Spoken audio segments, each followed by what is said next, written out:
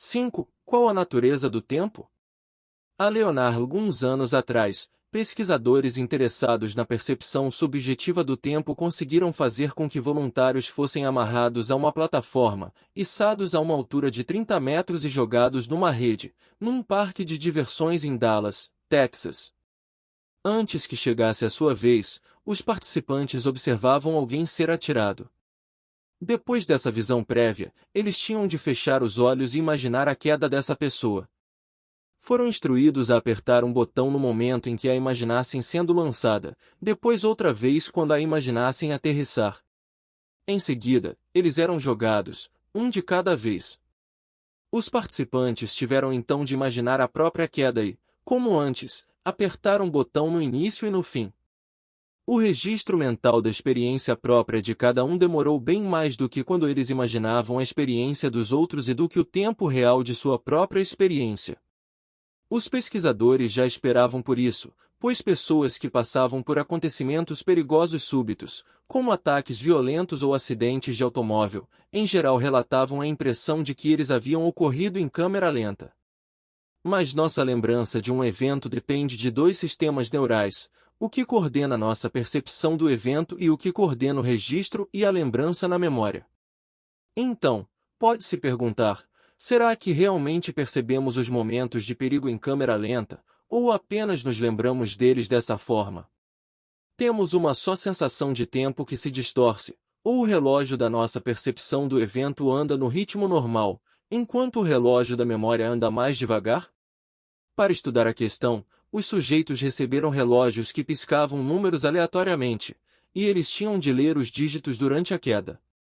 O problema é que os dígitos piscavam um pouco depressa demais para ser distinguidos, isto é, rápido demais em circunstâncias normais. Se o alongamento do tempo que afeta a memória desses eventos também afetasse a percepção, os sujeitos viriam os números piscando mais devagar durante a queda, e conseguiriam lê-los. Mas os sujeitos não foram capazes de ler os números. As lembranças dos eventos eram em câmera lenta, mas a percepção do relógio permanecia inalterada. Os relógios da percepção e da memória não são nossas únicas medidas de tempo. Parece que temos diversos relógios internos, apoiados em diferentes mecanismos neurais. Muito da nossa sensação de tempo vem dos relógios construídos no nosso corpo e visíveis no nosso ambiente. O principal marcador no ambiente, o ritmo de dia e noite, luz e escuridão, está intimamente ligado a pelo menos um relógio do nosso corpo, o ritmo circadiano. Coisas vivas, até organismos unicelulares, têm esse ritmo biológico que funciona em ciclos de sono e vigília, no período de um dia. Em muitos animais isso é regido por um processo bioquímico no qual certas proteínas se acumulam, entram no núcleo celular, se degradam e voltam ao estado original. Esse processo é mais complexo nos seres humanos, e acontece numa parte do nosso cérebro chamada hipotálamo. Em qualquer animal, o relógio de 24 horas é apenas aproximado. Seres humanos que vivem em escuridão total terão ciclos de sono, vigília de mais ou menos 25 horas, enquanto camundongos e moscas das frutas mantidos na escuridão têm ciclos de um pouco menos de 24 horas. Mas, em circunstâncias normais, esses relógios biológicos são acertados todos os dias, nos homens, quando as células fotorreceptoras nos olhos e na pele captam a luz solar. Os animais têm outros ritmos corporais pré-construídos com ciclos muito mais curtos, como a entrada e saída de ar na respiração e o batimento cardíaco, assim como alguns padrões de onda que acontecem no cérebro.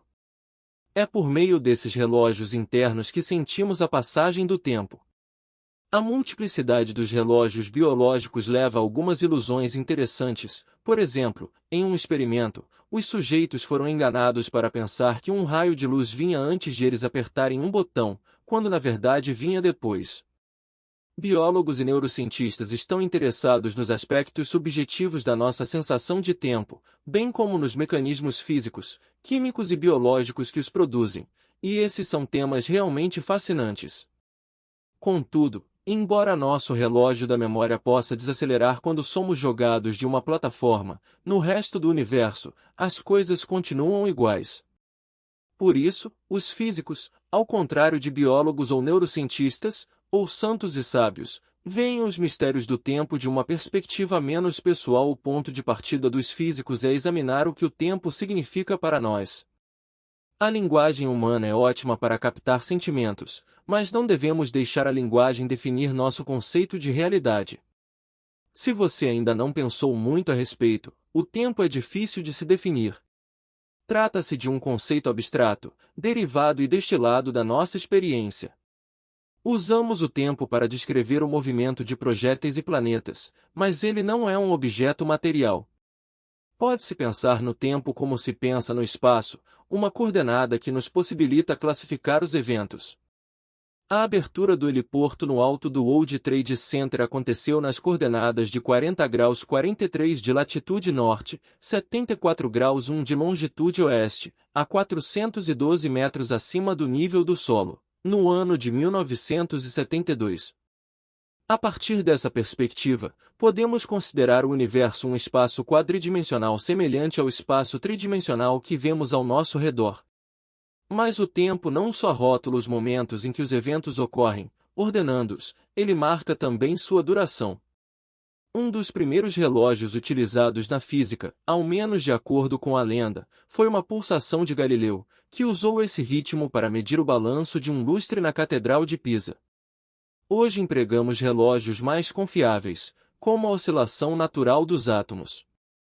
Por exemplo, quando um átomo salta de um estado de energia mais alto para um mais baixo, ele emite radiação, que oscila com uma frequência determinada pela diferença de energia entre os estados. A radiação correspondente à transição entre dois níveis de energia específicos do átomo de Césio-133 tem exatamente 9.192.631.770 ciclos por segundo. Posso dizer exatamente com confiança porque, desde 1967, esta tem sido, segundo o Sistema Internacional de Unidades, a definição de segundo. Então, quando dizemos que o cristal de um relógio de quartzo vibra 32.768 vezes por segundo, estamos falando que, se começarmos a contar simultaneamente as oscilações do cristal e a radiação, no exato momento em que a radiação do Césio-133 chegar a 9.192.631.770 ciclos, o cristal de quartzo terá chegado à sua 32.768 vibração. Isso destaca um importante conceito correlato, crucial para a definição do tempo como duração, o conceito de sincronia. Medimos o tempo que um processo leva em comparação a outro processo padrão, como o tic-tac de um cronômetro, tendo em conta a partida e a chegada. Essa agradável imagem do tempo funciona bem na vida cotidiana, mas, entre 1905 e 1916, Albert Einstein mostrou que isso é apenas uma aproximação da maneira como a natureza realmente funciona. A aproximação opera muito bem se você não medir o tempo de forma muito precisa, se considerar que os objetos se movem muito mais devagar que a velocidade da luz, e que estão em um campo gravitacional não muito mais forte que aquele vivenciado por nós na Terra. Mas, na verdade, Einstein mostrou que esses conceitos sobre os quais a nossa ideia de relógio se baseia, em especial a sincronia, e mesmo numa ordem fixa de eventos, dependem do estado do observador, e ele não estava se referindo ao estado emocional. O fato de dois eventos percebidos como simultâneos por alguém poder ocorrer em tempos diferentes da perspectiva de outro observador talvez pareça esquisito ou errado. Quem sabe ele nos ajude a observar o mesmo efeito em relação ao espaço. Vamos imaginar uma pessoa no corredor de um avião quicando uma bola no chão. O passageiro vai dizer que a bola bateu no chão no mesmo ponto, todas as vezes. Para um observador no solo, no entanto, a bola não estaria voltando para o mesmo ponto, mas traçando uma linha pelo céu a mais de 750 km por hora. Os dois observadores estão certos, de seus respectivos pontos de vista.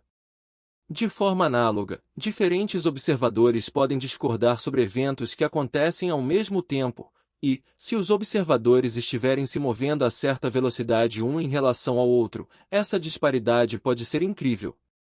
Esse é um aspecto importante para nossa futura análise da natureza da realidade, por isso voltaremos a ele adiante.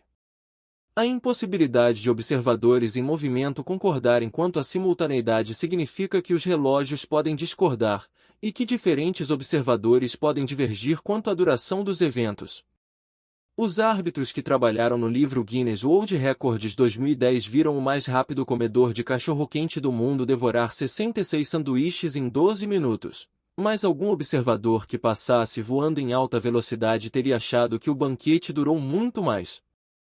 De acordo com a relatividade, cada relógio mede seu fluxo de tempo local, e observadores que se movem em relação um ao outro, ou que estão em campos gravitacionais diferentes, vão constatar que seus relógios não coincidem.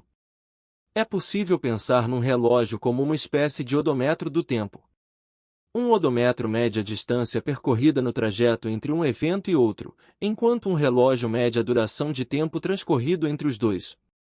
A distância medida por um odômetro depende da diferença das coordenadas espaciais entre os dois eventos, como suas latitudes e longitudes, e do trajeto percorrido pelo odômetro para chegar do primeiro ao segundo.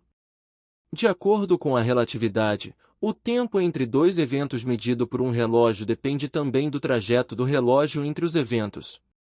Por exemplo, vamos supor que duas gêmeas de 15 anos tenham assistido à inauguração do World Trade Center em 1972, mas logo depois uma delas foi raptada por alienígenas e partiu num foguete muito veloz, talvez até passando por perto, mas não perto demais, do poderoso campo gravitacional de um buraco negro. Se a gêmea abduzida fosse devolvida à Terra para se reunir à irmã na inauguração do World Trade Center Memorial, em 2013, a irmã que ficou na Terra teria 46 anos, enquanto a irmã abduzida só estaria com 16 anos. Entre a abdução e a reunião, o odômetro da gêmea que ficou na Terra teria registrado muitos quilômetros, e o tempo transcorrido seria de 41 anos. O odômetro de sua irmã teria registrado muito mais quilômetros, mas o relógio, talvez apenas um ano, entre os mesmos dois eventos. Einstein demonstrou que não existe contradição nisso, essa é apenas a maneira como o tempo funciona. O efeito foi confirmado em 1971, por experimentos em que um relógio atômico muito exato saiu voando ao redor da Terra e foi comparado a um relógio idêntico no solo. O efeito no andamento do relógio, aquela velocidade relativamente baixa, chegou a uma diferença de 180 bilionésimos de segundo por circuito. Como uma hora passeando numa noite de luar com uma namorada não parece igual a uma hora explicando seu trabalho para um chefe chato, ainda bem que dispomos de nossos confiáveis átomos de césio, cuja luz passará por 33.93.474.372.000 ciclos a cada hora, independentemente do nosso estado de espírito. Tanto o biólogo quanto o neurocientista e o físico concluem que o tempo depende do observador, mas por diferentes motivos. Para o físico, o tempo depende somente do movimento e da gravidade, e temos fórmulas matemáticas que levam em conta esses importantes fatores. Isso permite que eles façam a correspondência, para frente e para trás, entre os diferentes relógios dos observadores, sem qualquer predisposição advinda dos sentimentos dos observadores que entram nas fórmulas da física. Quando os seres humanos desaceleram o passo para sentir o perfume das rosas, as moléculas de damascenina beta, que transportam o cheiro, continuam em seu movimento sem ser afetadas pelos nossos desejos subjetivos.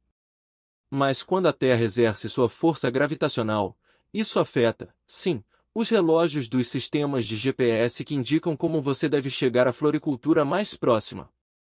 É assim que a natureza funciona, e é por um presente da natureza, ainda que possa ter sido um presente aleatório, que evoluímos para nos transformar em seres com mentes que conseguem compreender essa diferença.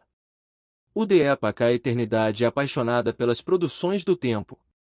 W. William B. Lake Tempo confere à espiritualidade uma oportunidade de ouro. As pessoas precisam de uma nova maneira de viver, onde o tempo ainda não se tornou uma espécie de inimigo psicológico. Os prazos nos pressionam. O dia só tem tantas horas. Por mais depressa que nos movimentemos, todos corremos contra o tempo. A religião também não ajudou, pois tende a ser severa com o nosso tempo na Terra. O que poderia ser mais depressivo que a doutrina puritana de pecado na pressa, arrependimento no ócio? Se a espiritualidade conseguisse nos libertar dos aspectos psicológicos adversos do tempo, a vida cotidiana se transformaria. Leonard tem dificuldade para definir e medir o tempo com precisão. Apela também para um dos argumentos favoritos da ciência, de que a subjetividade não é confiável. Um físico coletando dados sobre hadrons, bósons e coisas assim não pode dizer: minhas medições mudaram porque estou com enxaqueca. Mas as pessoas não usam a subjetividade para medir o tempo, nós a empregamos para vivenciar o tempo. E não há outra maneira. Sob todos os aspectos, o tempo chega a nós, através do nosso sistema nervoso, como uma experiência da consciência. Estar consciente do tempo não é abstrato nem objetivo. É pessoal e participativo. Quando aprendemos como participar do tempo, temos uma pista importante sobre como participar da temporalidade. A temporalidade? A essa altura posso imaginar uma sombra de dúvida no leitor, mesmo que ele me seja favorável. Não estou contestando a precisão do relógio atômico de Césio 133 porque não há necessidade de fazer isso. Qualquer aspecto do tempo, inclusive o tempo relativo de Einstein, é um produto derivado da temporalidade. Antes do universo, o tempo não existia. Nossa fonte verdadeira é a esfera da temporalidade. A história de como o tempo surgiu da eternidade é um grande mistério, um enigma que a espiritualidade pode resolver. Quando você ou eu conseguirmos vivenciar a temporalidade, expressões como vida eterna, alma imortal ou um Deus transcendente deixam de ser somente um excesso de otimismo. Quando observamos de perto, a eternidade não significa um período de tempo longo, muito longo. Significa uma realidade em que o tempo não está presente. Mas como podemos chegar lá? Vamos estabelecer um ponto em que a espiritualidade e a ciência concordam. O tempo é relativo. Não é fixo. Não precisamos de Einstein para confirmar isso, pois a vida cotidiana já o faz. Dependendo do estado de consciência em que se está, o fluxo do tempo muda. Em sono profundo, não existe a experiência do tempo. Nos sonhos, o tempo é completamente fluido, uma era pode se passar num momento, ou um momento passageiro pode durar uma era. Uma das histórias sobre Buda diz que ele fechou os olhos por alguns momentos, mas que por dentro estava vivenciando milhares de anos no passado. Leonard desceu do trem antes de chegar à estação. Ele argumenta que o tempo que percebemos com nossos sentidos não é o mesmo que o produzido pelo universo inanimado. Mas a consciência é muito maior que os 5 sentidos. Os pássaros, abelhas e leopardos das neves viriam uma montanha, o céu e a lua de formas diferentes porque essas criaturas têm sistemas nervosos específicos. Se você mudar o sistema nervoso, a ideia de objetividade se esfacela. Isso é verdade não só para os animais, mas também para nós. Um recente experimento mostrou que monges budistas apresentam ondas cerebrais 2 vezes mais rápidas que o normal na região gama, 80 ciclos por segundo, em vez de 40 ciclos. Supõe-se que as ondas gama são a maneira pela qual o cérebro mantém o mundo coeso, como uma experiência consciente. Por isso, os monges budistas, que recebem 2 vezes o número de sinais por segundo, estão 2 vezes mais despertos, ou conscientes. Em comparação a eles, as outras pessoas, funcionando com metade da vigília, estão sonolentas ou inertes. Podemos confrontar essa descoberta com outras experiências. O jogador de futebol americano Joe Namath relatou que, quando estava na zona de perigo, o tempo parecia parar. A bola saía da mão dele como se estivesse em câmera lenta, ao mesmo tempo que os gritos da multidão desapareciam, e ele sabia exatamente para onde ia a bola, sabia até que ela seria recebida. Em outras palavras, o tempo não pode ser isolado da experiência pessoal, o que, por sua vez, indica que 2 pessoas não podem vivenciar o tempo exatamente da mesma maneira. Longe de ser uma ilusão, o tempo subjetivo entrosa-se bem com a física pós-newtoniana, na qual a noção de um observador objetivo foi há muito descartada pela relatividade. Se a nave estelar de um espaçonauta começar a viajar próximo da velocidade da luz, seu tempo desacelera, quando observado por alguém na Terra. Este é um princípio básico da relatividade. Mas enquanto o tempo fica tão lento quanto o melado num dia de inverno, se observado da Terra, o viajante do espaço registraria os relógios ao seu redor tic-taqueando segundos, minutos e horas no ritmo normal. Da mesma forma, como o campo gravitacional se torna cada vez mais poderoso na vizinhança de um buraco negro, um observador distante veria o tempo do viajante espacial encurtar tanto até virtualmente parar quando ele se aproximasse do horizonte de um buraco negro, dando a impressão de que levaria um período infinito de tempo para atravessar esse horizonte e entrar no buraco. No entanto, a relatividade é secundária em relação ao ponto principal, não se pode descartar o sistema nervoso, que, portanto, tem um papel central na experiência. A ciência pode não se importar, em termos objetivos, se John Amat sente o tempo desacelerar, o cronômetro do árbitro diz que isso não aconteceu. Cabe a mim, então, mostrar como a subjetividade é confiável. Na tradição espiritual da Índia, o estado zero de consciência é chamado de samadhi, quando a mente entra na consciência pura. Esse estado é a experiência de um eterno agora atemporal. O tempo deixa de existir como evento mensurável. Só quando a consciência pura se divide em sujeito e objeto é que vivenciamos o fluxo do tempo. Mais uma vez, as descobertas de grandes sábios se entrosam com a realidade quântica. Peço desculpas por dar a impressão de que todos os sábios são indianos ou antigos. Eles sempre existiram, no Oriente e no Ocidente. Concedo um peso especial aos antigos só porque suas observações espirituais já passaram pelo teste do tempo, seja lá o que for o tempo. O estado subjacente do universo é atemporal. Antes do primeiro nanosegundo do Big Bang havia apenas o potencial para o tempo, numa dimensão de todas as possibilidades. Só depois surgiram os objetos quânticos, ou seja, energia, spin, peso, gravidade. Um potencial não tem ciclo de vida. Ele abrange passado, presente e futuro. O estado básico da física é análogo ao estado zero do samadhi. Quando essas possibilidades atemporais começam a desabar nos eventos espaço-temporais, nossa conexão com a eternidade parece perdida. Mas essa é uma ilusão fomentada pela nossa dependência de medir o tempo. Você sempre foi eterno, e sempre será. Sem dúvida, há grandes objeções à afirmação de que é possível vivenciar a eternidade. Como pode a mente humana pensar em atemporalidade quando os pensamentos levam tempo para ser formulados? Tudo que é humano leva tempo, desde o nascimento até o leito de morte. Mas os grandes sábios perceberam que o movimento do pensamento é importante para o tempo. Se os pensamentos param de se movimentar, o tempo faz o mesmo. Todos já tivemos uma amostra disso. Quando alguém diz, desculpe, me deu um branco de um segundo, é porque não está participando do tempo, o relógio parou. Buda tomou uma atitude mais radical. Ele, e muitos outros mestres espirituais, declarou que quando a mente para, tudo cessa. Não só o tempo é o movimento do pensamento, todo o universo é o movimento do pensamento. Se você levar essa visão a sério, vai acabar com uma ideia que fará a Terra tremer, o estado da pré-criação se pensa em tornar-se o universo. O infinito se transforma no finito. Usando o vocabulário que preferir, uma mente em silêncio, pertencente a Buda, Brahma, no Nirvana, no absoluto, cria a realidade física por meio de um pensamento, pois sem uma vibração e uma frequência o tempo não pode ter início. O mesmo se aplica ao espaço.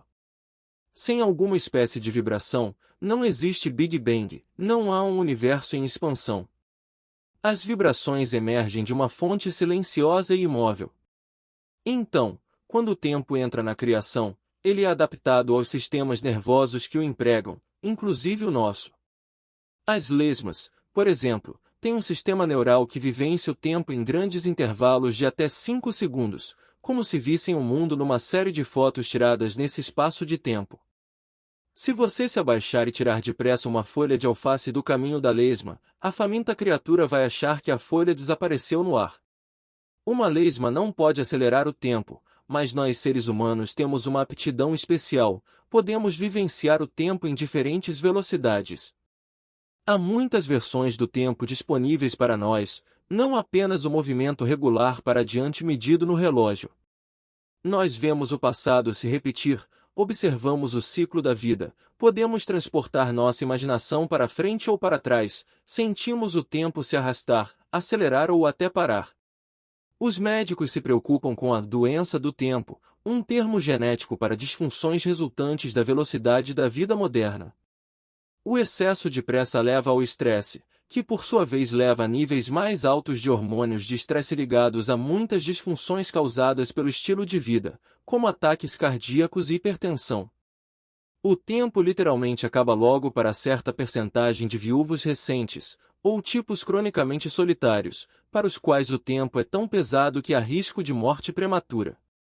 Por isso é tão importante não apenas definir o tempo, como faz a ciência, mas compreendê-lo. Mudar a própria sensação de si mesmo pode nos dar mais tempo e melhorar sua qualidade. Muitas pesquisas têm sido feitas com a telomerase, uma proteína específica que parece ajudar as células a viver mais. Segundo a teoria subjacente, a telomerase impede que os genes se desfibrem e passem por mutações nocivas, por isso, níveis maiores de telomerase podem ter efeito benéfico. Os estudos vêm mostrando que essa proteína aumenta se houver mudanças positivas no estilo de vida. Mais que isso, a sensação pessoal de bem-estar, em particular as alterações positivas causadas pela meditação, promove a atividade da telomerase. Uma das coautoras desse estudo de 2010 foi a Dra. Elizabeth Blackburn, professora da Universidade da Califórnia, São Francisco, que dividiu um prêmio Nobel de Medicina pela descoberta da telomerase. Assim como podemos alterar a forma como metabolizamos o alimento, temos controle sobre como metabolizamos todas as experiências, até as abstratas, como o tempo. Em resumo, os seres humanos estão num vértice entre o tempo e a temporalidade. Somos uma lâmpada na porta, para usar uma antiga imagem védica. A qualquer momento podemos olhar para o manifesto ou para o não manifesto, para o visível ou para o invisível, para o mundo do tempo ou para a expansão infinita da eternidade. Quando escapamos da armadilha feita pela mente, que a ciência sem querer implantou, nos encontramos diante de uma enorme liberdade e de um imenso poder, mas esse domínio da natureza não é um endosso para o uso da força bruta. Em vez de coagir o mundo físico a fazer o que desejamos, podemos usar a consciência para conseguir qualquer coisa. Quando nossa mente consegue regressar até a fonte, nos reconhecemos como parte do processo criativo que dá origem ao espaço, ao tempo e ao universo físico. Este é o verdadeiro poder do agora.